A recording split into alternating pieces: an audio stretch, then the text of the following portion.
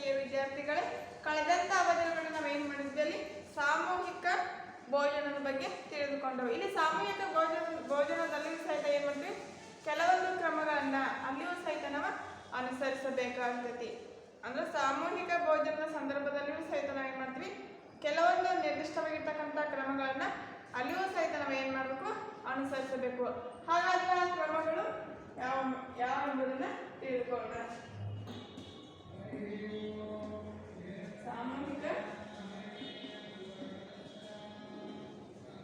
ಸಾಮೂಹಿಕ ಭೋಜನ ಸಂದರ್ಭದಲ್ಲಿ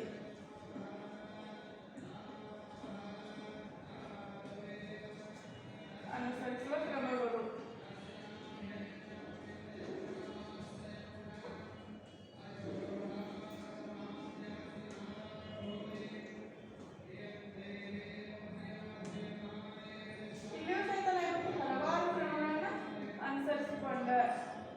ಅಂದರೆ ಪ್ರತಿಯೊಂದರಲ್ಲಿ ಸಹಿತ ಏನು ಮಾಡ್ತೀವಿ, ನಿರ್ದಿಷ್ಟವಾಗಿರ್ತಕ್ಕಂತಹ ಅಲ್ಲಿ ಅನುಸರಿಸಬೇಕಾಗಿರ್ತಕ್ಕಂತಹ ಕ್ರಮಗಳ ಬಗ್ಗೆ ನೋಡ್ತಾ ಇರ್ತೀವಿ.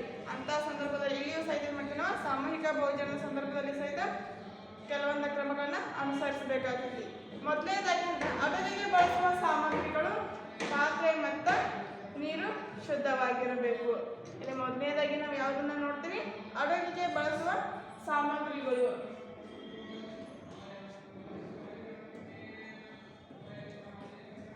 ಅಡುಗೆಗೆ ಬಳಸುವ ಸಾಮಗ್ರಿಗಳು, ಸಾಮಗ್ರಿ ಮತ್ತು ಪಾತ್ರೆಗಳು ಶುದ್ಧವಾಗಿರಬೇಕು.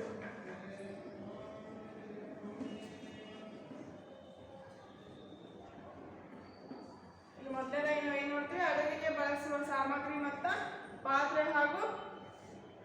ಪಾತ್ರೆಗಳು ಮತ್ತು ನೀರು ಇವುಗಳೇನಂತಂದ್ರೆ ಶುದ್ಧವಾಗಿರಬೇಕು.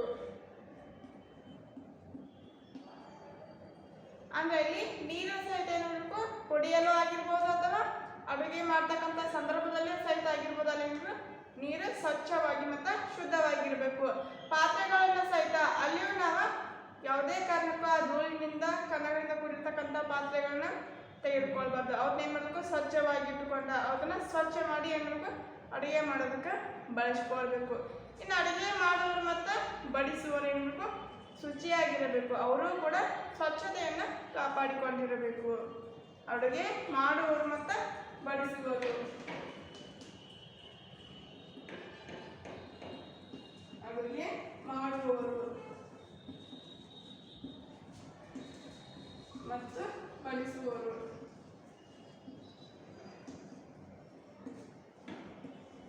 ಇವರು ಕೂಡ ಏನು ಸ್ವಚ್ಛವಾಗಿರಬೇಕು ಅಥವಾ ಶುಚಿಯಾಗಿರಬೇಕು.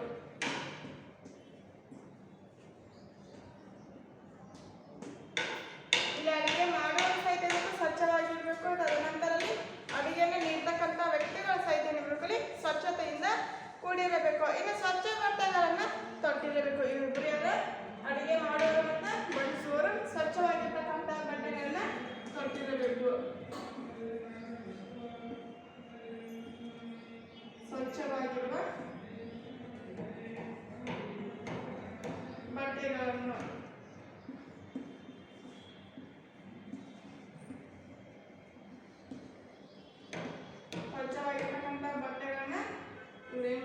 ತೊಟ್ಟಿರಬೇಕು ಅಥವಾ ಸ್ವಚ್ಛವಾಗಿರ್ತಕ್ಕಂಥ ಬಟ್ಟೆಗಳನ್ನ ಹಾಕಬೇಕು.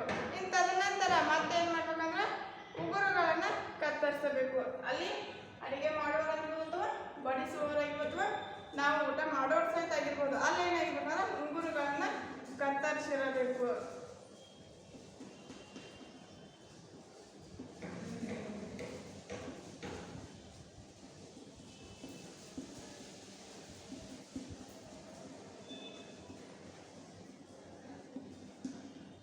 ಈ ಉಗುರುಗಳನ್ನ ಯಾಕೆ ಕತ್ತರಿಸ್ಬೇಕಂದ್ರೆ, ಅಲ್ಲಿ ಉಗುರುಗಳನ್ನ ಹಾಗೆ ಬಿಟ್ರೆ ಅಲ್ಲಿ ಮಣ್ಣು ಸೇರಿಕೊಂಡಿರ್ತದೆ. ಮಣ್ಣಿನ ಕಣಗಳು ಏನಿರ್ತವೆ ಆ ಉಗುರಿನಲ್ಲಿ ಸೇರಿಕೊಂಡಿರ್ತವೆ.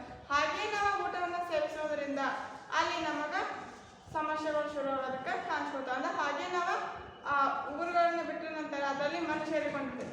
ಅದರಿಂದ ನಾವು ಮತ್ತೇನು ಮಾಡ್ತೀವಿ, ಹಾಗೆ ಹೋಗಿ ಊಟಕ್ಕೆ ಕುಳಿತುಕೊಂಡು ಊಟ ಮಾಡ್ತೀವಿ. ಆ ಊಟ ಮಾಡ್ತಕ್ಕಂಥ ಸಂದರ್ಭದಲ್ಲಿ ಅದೇನಾಗುತ್ತೆ, ನಮ್ಮ ದೇಹವನ್ನು ಸೇರಿಕೊಳ್ತೈತಿ. ಅಲ್ಲಿ ನಾವೇನು ಮಾಡ್ತೀವಿ, ತೊಂದರೆಗೆ ಈಡಾಗ್ತೀವಿ. ಹಾಗಾಗಿ ಏನು ಮಾಡಬೇಕು, ಉಂಗುರಗಳನ್ನ ಮೇಲಿಂದ ಮೇಲೆ ಕತ್ತರಿಸ್ತಾ ಇರಬೇಕು. ಇನ್ನು ತದನಂತರ ಕೂದಲನ್ನು ಬಟ್ಟೆಗಳಿಂದ ಕಟ್ಟಿರಬೇಕು. ಅಲ್ಲಿ ಅಡಿಗೆ ಮಾಡೋರಾಗಲಿ ಅಥವಾ ಅಡಿಗೆ ಊಟವನ್ನು ಬಡಿಸುವವರಾಗಲಿ ಅಲ್ಲಿ ಇಬ್ಬರು ಏನು ಮಾಡಬೇಕು, ತಮ್ಮ ತಲೆ ಕೂದಲುಗಳನ್ನ ಬಟ್ಟೆಯಿಂದ ಕಟ್ಟಿರಬೇಕು. ಯಾಕಂದ್ರೆ ಕೂದಲ ಹಾರಿ ಆ ಆಹಾರದಲ್ಲಿ ಬೀಳ್ತಕ್ಕಂಥ ಸಂಭವ ಇರ್ತದೆ. ಆದ ಕಾರಣಕ್ಕೆ ಅವ್ರು ಏನು ಮಾಡಬೇಕು, ಶುದ್ಧವಾಗಿರ್ತಕ್ಕಂಥ ಬಟ್ಟೆಯನ್ನು ತೆಗೆದುಕೊಂಡು ಕಟ್ಟಿರಬೇಕು. ಇನ್ನು ಊಟ ಮಾಡುವ ಸ್ಥಳ ಧೂಳು ಮತ್ತು ಕ್ರಿಮಿಗಳಿಂದ ಮುಕ್ತವಾಗಿರಬೇಕು. ಊಟ ಮಾಡ್ತಕ್ಕಂಥ ಜಾಗ ಧೂಳು ಮತ್ತು ಕ್ರಿಮಿ ಕೀಟಗಳಿಂದ ಮುಕ್ತವಾಗಿರಬೇಕು.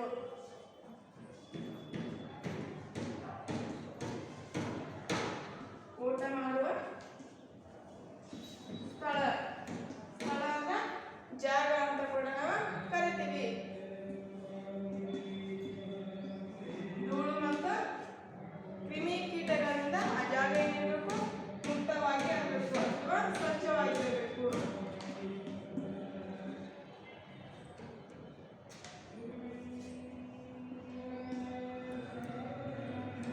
ಕ್ರಿಮಿ ಕೀಟಗಳಿಂದ ಮುಕ್ತವಾಗಿರಬೇಕು.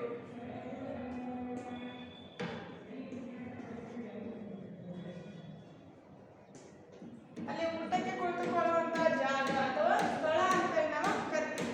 ಅದೇನಿರಬೇಕು, ಧೂಳು ಮತ್ತು ಕ್ರಿಮಿ ಕೀಟಗಳಿಂದ ಮುಕ್ತವಾಗಿರಬೇಕು. ಅದು ಸ್ವಚ್ಛತೆಯಿಂದ ಕೂಡಿರ್ತಕ್ಕಂತಹ ಜಾಗದಲ್ಲಿ ಕುಳಿತುಕೊಂಡು ನಾವೆಲ್ಲರೂ ಏನು ಮಾಡಬೇಕು, ಊಟವನ್ನು ಮಾಡಬೇಕು. ಇನ್ನು ಕುಡಿಯಲು ನೀರು ಶುದ್ಧವಾಗಿರ್ತಕ್ಕಂಥ ನೀರನ್ನು ಒದಗಿಸಬೇಕು. ಎಲ್ಲ ಕಡೆಯಿಂದ ಜನರು ಏನು ಮಾಡ್ತಾರೆ, ಆ ಜಾತ್ರೆಗೆ ಬಂದಿರ್ತಾರೆ ಅಥವಾ ಒಂದು ಯಾವುದೇ ಉತ್ಸವ ಆಗಲಿ, ಉತ್ಸವಗಳಲ್ಲಾಗಲಿ ಅಥವಾ ಜಾತ್ರೆ ಸಂದರ್ಭದಲ್ಲಿ ಏನಿರ್ತದೆ, ಎಲ್ಲ ಊರಿನ ಜನರು ಸೇರಿಕೊಂಡಿರ್ತಾರೆ. ಹಾಗಾಗಿ ಅಲ್ಲಿ ಏನು ಮಾಡಬೇಕು, ನಾವು ಕುಡಿಯಲು ಶುದ್ಧವಾಗಿರ್ತಕ್ಕಂಥ ನೀರನ್ನು ಅವರಿಗೆ ಒದಗಿಸಬೇಕು.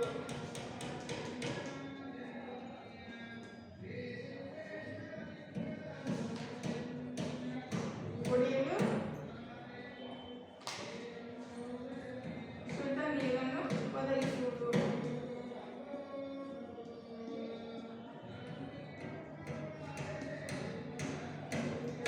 ಕುಡಿಯಲು ಸಹಿತ ಬೇಕು, ಶುದ್ಧವಾಗಿರ್ತಕ್ಕಂಥ ನೀರನ್ನ ಒದಗಿಸಬೇಕು. ಇನ್ನು ಅಡುಗೆ ಮಾಡುವ ಸ್ಥಳ ಸ್ವಚ್ಛವಾಗಿರಬೇಕು. ಅಡುಗೆ ಮಾಡ್ತಕ್ಕಂಥ ಸ್ಥಳ ಏನಿರಬೇಕು, ಸ್ವಚ್ಛವಾಗಿರಬೇಕು. ಅಲ್ಲಿಯೂ ಸಹಿತ ಯಾವುದೇ ಕಾರಣಕ್ಕೆ ಕ್ರಿಮಿ ಕೀಟಗಳಾಗಲಿ ಅಥವಾ ಧೂಳಿನಿಂದ ಕೂಡಿರ್ತಕ್ಕಂಥ ವಾತಾವರಣವಾಗಲಿ ಅಲ್ಲಿ ಅಡುಗೆ ಮಾಡ್ತಕ್ಕಂಥ ಜಾಗದಲ್ಲಿ ಅದು ಇರಬಾರ್ದು. ಇನ್ನು ಕೀಟ ಮತ್ತು ಇತರೆ ಪ್ರಾಣಿಗಳು ಆಹಾರದಲ್ಲಿ ಬೀಳದಂತೆ ಏನು ಮಾಡಬೇಕು, ಎಚ್ಚರವನ್ನು ವಹಿಸಬೇಕು. ಯಾಕಂದ್ರೆ ಅಡುಗೆ ಮಾಡಿ ನಾವು ಆ ಅಡುಗೆ ಪಾತ್ರೆಗಳ ಮೇಲೆ ಮುಚ್ಚದೆ ಹಾಗೆ ಹೋಗುತ್ತೆ. ಅಂತಹ ಸಂದರ್ಭದಲ್ಲಿ ಅಲ್ಲಿ ಕ್ರಿಮಿ ಕೀಟಗಳು ಬೀಳ್ತಕ್ಕಂಥ ಸಾಧ್ಯತೆಗಳು ಸಹಿತ ಇರ್ತವೆ. ಅದರ ಜೊತೆಗೆ ಧೂಳಿನ ಕಣಗಳು ಬೀಳ್ತಕ್ಕಂಥ ಸಾಧ್ಯತೆಗಳು ಇರ್ತವೆ. ಹಾಗಾಗಿ ನಾವು ಆ ಎಚ್ಚರಿಸಿಕೊಂಡು ಏನು ಮಾಡ್ಬೇಕಂದ್ರೆ ಆ ಅಡುಗೆ ಮಾಡಿರ್ತಕ್ಕಂಥ ಪಾತ್ರೆಗಳನ್ನು ಸರಿಯಾಗಿ ಯಾವುದೇ ಕ್ರಿಮಿ ಕೀಟಗಳು ಹೋಗದಂತೆ ಅಥವಾ ಧೂಳಿನ ಕಣಗಳು ಸೇರಿಕೊಳ್ಳದಂತೆ ನಾವು ಏನು ಮಾಡಬೇಕು, ಅಡುಗೆ ಮಾಡಿರ್ತಕ್ಕಂಥ ಪಾತ್ರೆಗಳನ್ನು ಸರಿಯಾಗಿ ಮುಚ್ಚಿಡಬೇಕು. ಕ್ರಿಮಿ ಕೀಟಗಳು ಬೀಳ್ತಕ್ಕಂತಹ ಜಾಗದಲ್ಲಿ ಏನು ಮಾಡಬೇಕು, ನಾವು ಅಡುಗೆಯನ್ನು ಮಾಡಬಾರ್ದು. ಯಾಕಂದ್ರೆ ಒಂದೇ ಕ್ರಿಮಿ ಕೀಟ ಅದು ಬಿತ್ತಂದ್ರೆ ಅದರಲ್ಲಿ ಸಾವಿರಾರು ಜನರು ಏನು ಮಾಡ್ತಾರೆ, ಊಟವನ್ನು ಮಾಡ್ತಾ ಇರ್ತಾರೆ. ಅಲ್ಲಿ ನಾವು ಸಾಕಷ್ಟು ತೊಂದರೆಯನ್ನು ಅನುಭವಿಸ್ತಕ್ಕಂಥ ಸಾಧ್ಯತೆಗಳು ಸಹಿತ ಕಂಡು ಬರ್ತವೆ. ಹಾಗಾಗಿ ಏನು ಮಾಡಬೇಕು, ನಾವು ಕ್ರಿಮಿ ಕೀಟಗಳು ಬೀಳದಂತೆ ಆ ಪಾತ್ರೆಗಳನ್ನು ಸರಿಯಾಗಿ ಮುಚ್ಚಿಡಬೇಕು. ಇನ್ನು ಅಡುಗೆ ಮಾಡುವ ಸ್ಥಳದಲ್ಲಿ ಗಾಳಿ ಬೆಳಕು ಬರುವಂತಿರಬೇಕು. ಅಲ್ಲಿ ಅಡುಗೆ ಮಾಡ್ತಕ್ಕಂಥ ಜಾಗದಲ್ಲಿ ಸರಿಯಾಗಿ ಗಾಳಿನೂ ಬರ್ತಿರಬೇಕು, ತದನಂತರ ಬೆಳಕು ಸಹಿತ ಬರ್ತಿರಬೇಕು. ಅಡುಗೆ ಮಾಡುವ ಸ್ಥಳದಲ್ಲಿ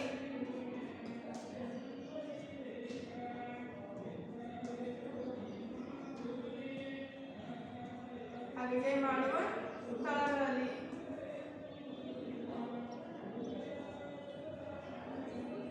ಗಾಳಿ ಮತ್ತು ಬೆಳಕು.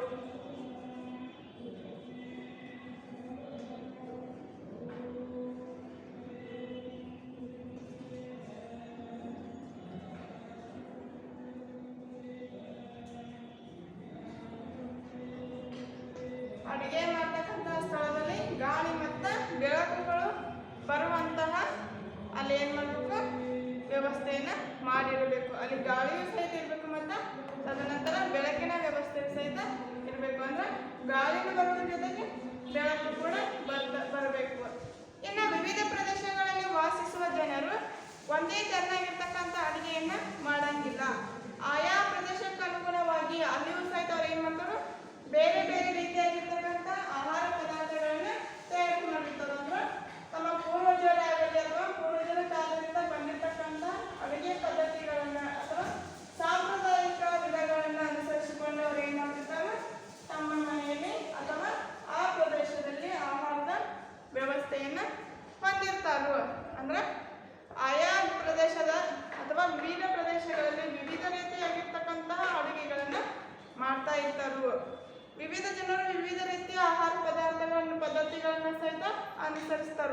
ಒಂದೇ ಥರನಾಗಿ ಅಡುಗೆಗಳನ್ನ ಯಾರು ಮಾಡೋಂಗಿಲ್ಲ. ಅಲ್ಲೇನೈತಂದ್ರೆ ಬೇರೆ ಬೇರೆ ರೀತಿಯಾಗಿರ್ತಕ್ಕಂಥ ಆಹಾರದ ಪದ್ಧತಿಗಳನ್ನವ್ರು ಅನುಸರಿಸ್ತಾ ಇರ್ತಾರೆ. ಅಥವಾ ಅಲ್ಲಿ ಜನರು ಸಹಿತ ಏನು ಮಾಡ್ತಾರೋ ವಿವಿಧ ರೀತಿಯಾಗಿರ್ತಕ್ಕಂಥ ಆಹಾರ ಪದಾರ್ಥಗಳನ್ನ ಅವರ ಮನೆಯಲ್ಲಿ ಏನು ಮಾಡ್ತಾರೋ ತಯಾರಿಸ್ತಾ ಇರ್ತಾರೆ. ಹಾಗಾದ್ರೆ ಉದಾಹರಣೆಗಾಗಿ ನೋಡ್ಬೇಕಾದ್ರೆ ನಾವು ಉತ್ತರ ಕರ್ನಾಟಕದ ಬೆಳಗಾವಿ ಮತ್ತು ಬೀದರ್ ಜಿಲ್ಲೆಗಳಲ್ಲಿ ಜೋಳದಿಂದ ಮಾಡಿರ್ತಕ್ಕಂಥ ಅಡುಗೆಗಳು ಹೆಚ್ಚಾಗಿ ನಾವು ಕಂಡು ಬರ್ತವು. ಅಂದ್ರೆ ಎಲ್ಲಿಂದ ಉತ್ತರ ಕರ್ನಾಟಕದ ಬೆಳಗಾವಿ ಮತ್ತು ಬೀದರ್.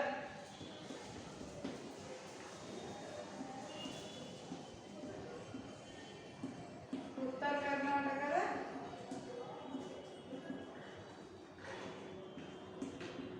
ಬೆಳಗಾವಿ ಮತ್ತು ಬೀದರ್.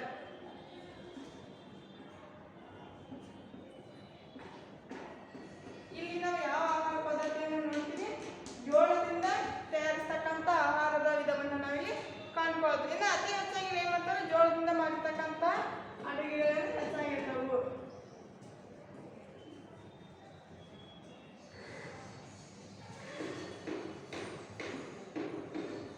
ಜೋಳದಿಂದ ಮಾಡಿದಂತಹ ಅಡುಗೆನೇ ಹೆಚ್ಚಾಗಿ ಇರ್ತವೆ.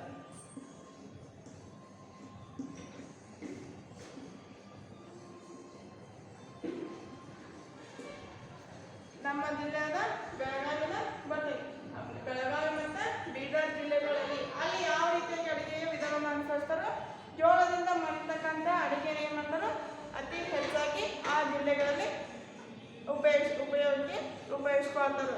ಇನ್ನು ತದನಂತರ ಮಂಗಳೂರು ಮತ್ತು ಉಡುಪಿ ಅಂತ ಕರಾವಳಿ ಜಿಲ್ಲೆಗಳಲ್ಲಿ ಅಲ್ಲಿ ನೀರಿನಿಂದ ಮಾಡಿರ್ತಕ್ಕಂಥ ಅಡುಗೆಯನ್ನು ವಿಶೇಷವಾಗಿ ಬಳಸ್ತಾರೆ. ಎಲ್ಲಿ? ಮಂಗಳೂರು ಮತ್ತು ಉಡುಪಿ ಜಿಲ್ಲೆಗಳಲ್ಲಿ.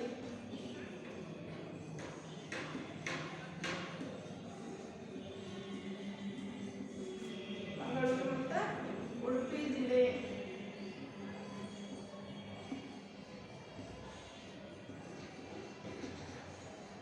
ಯಾವ ಆಹಾರವನ್ನು ಅತಿ ಹೆಚ್ಚಾಗಿ ಬಳಸ್ತಾರ? ಮೀನಿನಿಂದ ತಯಾರಿಸಿದ ಆಹಾರ.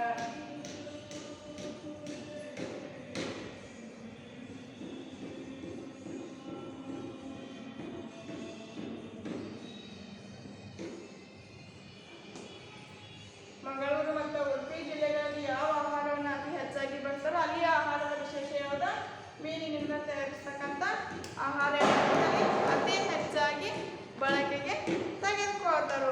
ಇನ್ನು ಮಂಡ್ಯ ಮತ್ತು ಮೈಸೂರು ಮೈದಾನ ಪ್ರದೇಶಗಳಲ್ಲಿ ಇಲ್ಲಿ ಏನು ಮಾಡ್ತಾರೆ ಅಂದ್ರೆ ಅಕ್ಕಿ ಮತ್ತು ರಾಗಿಯನ್ನು ಅತಿ ಹೆಚ್ಚಾಗಿ ಬಳಕೆಗೆ ತೆಗೆದುಕೊಳ್ತಾರೆ. ಎಲ್ಲಿ? ಮಂಡ್ಯ ಮತ್ತು ಮೈಸೂರು ಜಿಲ್ಲೆಗಳಲ್ಲಿ.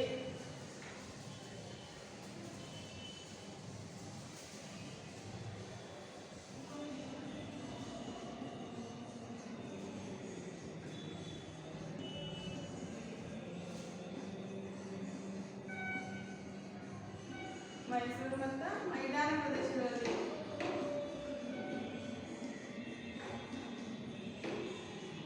ಮೈದಾನ ಪ್ರದೇಶಗಳಲ್ಲಿ ಅಕ್ಕಿ ಮತ್ತು ರಾಗಿಯನ್ನು ಅಲ್ಲಿ ಅತಿ ಹೆಚ್ಚಾಗಿ ಯಾವುದನ್ನು ಬಳಸ್ತಾರೋ ಅಕ್ಕಿ ಮತ್ತು ರಾಗಿಯನ್ನು ಆಹಾರ ಪದಾರ್ಥವನ್ನಾಗಿ ಬಳಸ್ತಾರೆ.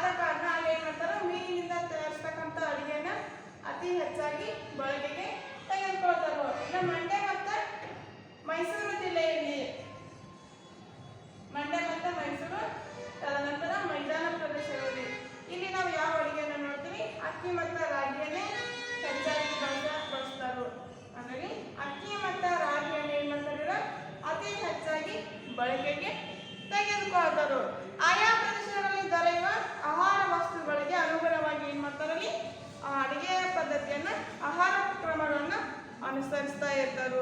ಅದರ ಜೊತೆಗೆ ಕುಟುಂಬದ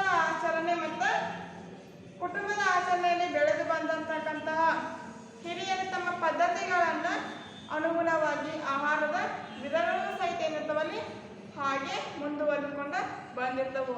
ಅಂದ್ರೆ ತಮ್ಮ ಮನೆಯಲ್ಲಿ ಆಹಾರದ ವಿಧಗಳು ಯಾವ ರೀತಿಯಾಗಿ ಇರ್ತೈತೆ ಅನ್ನೋದನ್ನ ಅವರಲ್ಲಿ ತಿಳಿದುಕೊಂಡಿರ್ತಾರೆ. ಅದೇ ರೀತಿಯಾಗಿ ತಮ್ಮ ಪೂರ್ವಜರ ಕಾಲದಿಂದಲೂ ಬಂದಿರ್ತಕ್ಕಂಥ ಆಹಾರ ಪದ್ಧತಿಗಳನ್ನ ಮತ್ತೆ ಏನ್ ಮಾಡ್ತಾರ ಮುಂದುವರಿಸಿಕೊಂಡ ಹೋಗ್ತಾರು. ಇನ್ನು ಒಂದು ದೊಡ್ಡ ಹೆಬ್ಬಾವು ಆಹಾರವಿಲ್ಲದ ಎಷ್ಟು ವರ್ಷ ಕಾಲ ಬದುಕ್ತೈತಿ ಅಂತ ನಾವು ನೋಡ್ಬೇಕಾದ್ರೆ 1 ವರ್ಷಗಳ ಕಾಲ ಏನ್ ಮಾಡ್ತೈತಿ ತನ್ನ ಜೀವನವನ್ನ ಕಳಿತೈತಿ. 1 ವರ್ಷಗಳವರೆಗೆ ದೊಡ್ಡದಾಗಿರ್ತಕ್ಕಂಥ ಒಂದು ಹೆಬ್ಬಾವು ಆಹಾರವಿಲ್ಲದೆ ಅದು ಎಷ್ಟು ವರ್ಷ ಬದುಕ್ತೈತಿ ಅಂದ್ರೆ 1 ವರ್ಷದ ತನಕ ಅದ ಆಹಾರವಿಲ್ಲದೆ ಬದುಕ್ತಕ್ಕಂಥ ಪ್ರಾಣಿ ಅಂತ ಹೇಳಿ ನಾವು ಹೇಳ್ತೀವಿ. ಇನ್ನ ನಾವು ಸೇವಿಸ್ತಕ್ಕಂಥ ಆಹಾರ ಅಲ್ಲಿ ನಮ್ಮ ದೇಹವನ್ನ ಹೆಚ್ಚಿನ ಭಾಗ ದೇಹವನ್ನ ಅಲ್ಲಿ ಏನ್ ಮಾಡ್ತೈತಿ ಬೆಚ್ಚಗಿಡಲು ವ್ಯಯವಾಗ್ತೈತಿ. ನಾವು ಸೇವನೆ ಮಾಡಿರ್ತಕ್ಕಂಥ ಆಹಾರ ಏನಾಗತ್ತೆ ಹೆಚ್ಚು ಭಾಗ ನಮ್ಮ ದೇಹವನ್ನ ಬೆಚ್ಚಗಿಡಲು ಏನ್ ಮಾಡ್ತಿರ್ತದ ತಮ್ಮ ವ್ಯಯವಾಗ್ತೈತಿ. ತದನಂತರ ಹಣ್ಣುಗಳನ್ನು ಊಟಕ್ಕೆ ಮೊದಲು ತಿನ್ನುವುದರಿಂದ ಒಳ್ಳೆಯದು. ಅಲ್ಲಿ ಹಣ್ಣುಗಳನ್ನು ನಾವು ಊಟ ಮಾಡುವ ಮುಂಚಿತವಾಗಿ ಏನ್ ಮಾಡಬೇಕು ತಿನ್ಬೇಕು. ಯಾಕಂದ್ರೆ ಹಣ್ಣುಗಳಲ್ಲಿರುವ ಪೋಷಕಾಂಶಗಳು ಚೆನ್ನಾಗಿ ಜೀರ್ಣವಾಗಿ ರಕ್ತವನ್ನ ಸೇರ್ತವು. ಅಂದ್ರಲ್ಲಿ ನಾವು ಊಟ ಮಾಡೋಕ್ಕಿಂತ ಮುಂಚಿತವಾಗಿ ಆ ಹಣ್ಣುಗಳನ್ನ ಸೇವನೆ ಮಾಡಿದ್ರೆ ಹಣ್ಣುಗಳಲ್ಲಿರ್ತಕ್ಕಂಥ ಪೋಷಕಾಂಶಗಳು ಚೆನ್ನಾಗಿ ಜೀರ್ಣವಾಗಿವ ನಮ್ಮ ರಕ್ತವನ್ನ ಸೇರ್ಕೊಳ್ತವು. ಇನ್ನು ಹೆಚ್ಚಿನ ತರಕಾರಿಗಳನ್ನ ಬೇಯಿಸಿ ತಿನ್ನುವುದಕ್ಕಿಂತ ಹಸಿಯಾಗಿ ಅಥವಾ ಅರ್ಧ ಬೇಯಿಸಿ ತಿಂದರೆ ಏನಾಗ್ತದೆ ಮತ್ತೆ ಒಳ್ಳೆಯದು. ಯಾಕಂದ್ರೆ ತರಕಾರಿಗಳನ್ನು ಅತಿ ಹೆಚ್ಚಾಗಿ ಬೇಯಿಸಿದ್ದಲ್ಲಿ ಅವುಗಳಲ್ಲಿರುವ ಪೋಷಕಾಂಶ ಏನಾಗುತ್ತೆ ನಾಶವಾಗುತ್ತೆ. ಹಾಗಾಗಿ ಏನ್ ಮಾಡಬೇಕು ಮಧ್ಯಮ ಪ್ರಮಾಣದಲ್ಲಿ ಆ ತರಕಾರಿಗಳನ್ನ ಬೇಯಿಸಿ ನಾವು ತಿನ್ನುವುದು ಒಳ್ಳೆಯದಾಗಿರ್ತೈತಿ. ಇನ್ನು ಮೂಲಂಗಿಯನ್ನ ಕ್ರಿಸ್ತಪೂರ್ವ 278ರಲ್ಲಿ ಈಜಿಪ್ಟ್ನಲ್ಲಿ ಬೆಳೆಯುತ್ತಿದ್ದರು. ಮೂಲಂಗಿಯನ್ನು ಏನು ಬೆಳೀತಾ ಇದ್ರು ಕ್ರಿಸ್ತಪೂರ್ವ 278ರಲ್ಲಿ ಈಜಿಪ್ಟ್ ದೇಶದವರು ಏನ್ ಮಾಡ್ತಾ ಇದ್ರು ಬೆಳೀತಾ ಇದ್ರು.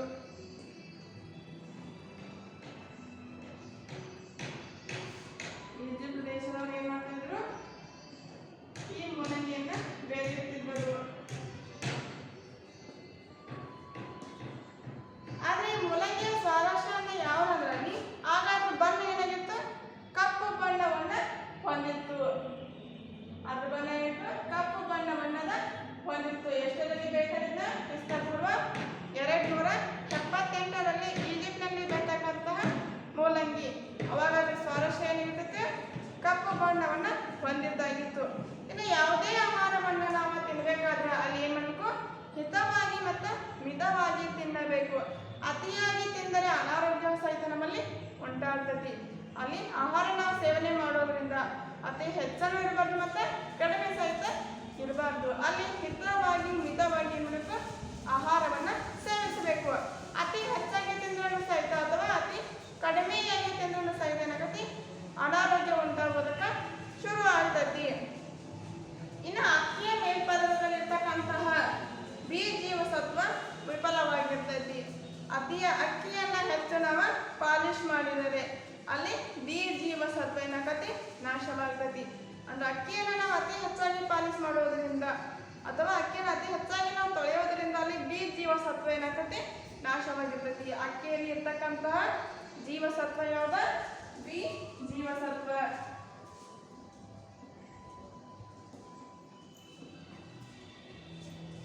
ಬಿ ಜೀವಸತ್ವವನ್ನ ಯಾವ ಹೊಂದಿರ್ತೈತಿ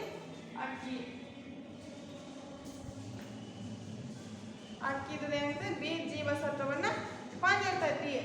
ಇನ್ನು ಒಂದು ಸೇಬು ಹಣ್ಣಿನಲ್ಲಿರುವ ಪೋಷಕಾಂಶಗಳು 2 ಬಾಳೆಹಣ್ಣಿನಲ್ಲಿ ಅಥವಾ 5 ಬೆಟ್ಟದ ನೆಲ್ಲಿಕಾಯಿಯಲ್ಲಿ ಇರ್ತಕ್ಕಂತಹ ಇರ್ತೈತಿ. ಅಂದ್ರೆ ಒಂದು ಸೇಬು ಹಣ್ಣಿನಲ್ಲಿ ಎಷ್ಟು ಪೋಷಕಾಂಶಗಳನ್ನ ಅದು ಒಳಗೊಂಡಿರ್ತೈತಿ ಅದು 2 ಬಾಳೆಹಣ್ಣನ್ನ ನಾವು ತಿಂದಾಗ ಒಂದು ಸೇಬು ಹಣ್ಣಿನಲ್ಲಿ ಇರ್ತಕ್ಕಂತಹ ಪೋಷಕಾಂಶಗಳು ನಮ್ಮ ದೇಹವನ್ನ ಸೇರ್ಕೊಟ್ಟು ಅಥವಾ 5 ಬೆಟ್ಟದ ನೆಲ್ಲಿಕಾಯಿಯನ್ನ ನಾವು ತೆಗೆದುಕೊಂಡು ತಿಂದಾಗ ಆ ಒಂದು ಸೇಬು ಹಣ್ಣಿನಲ್ಲಿ ಇರ್ತಕ್ಕಂತಹ ಪೋಷಕಾಂಶಗಳು ನಮ್ಮ ದೇಹವನ್ನ ಸೇರ್ಕೊಳ್ತವು. ಪಾಠ ಮುಕ್ತಾಯವಾಯಿತು.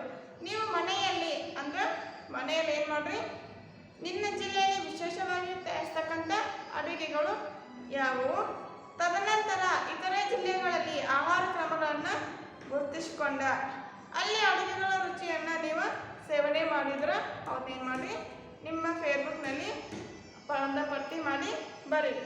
ತದನಂತರ ಶಾಲೆಯಲ್ಲಿ ಬಿಸಿ ಊಟ ಮತ್ತು ಸಾಮೂಹಿಕ ಭೋಜನದ ಸಂದರ್ಭದಲ್ಲಿ ನೀನು ಬಿಸಿ ಊಟ ಸೇವಿಸುವಾಗ ನೀನು ಅನುಸರಿಸಬೇಕಾಗಿರ್ತಕ್ಕಂಥ ಕ್ರಮಗಳನ್ನು ನಿಮ್ಮ ಪಕ್ಕದಲ್ಲಿ ಸಹಿತ ಒಂದ್ಸಲ ಬರೀರಿ.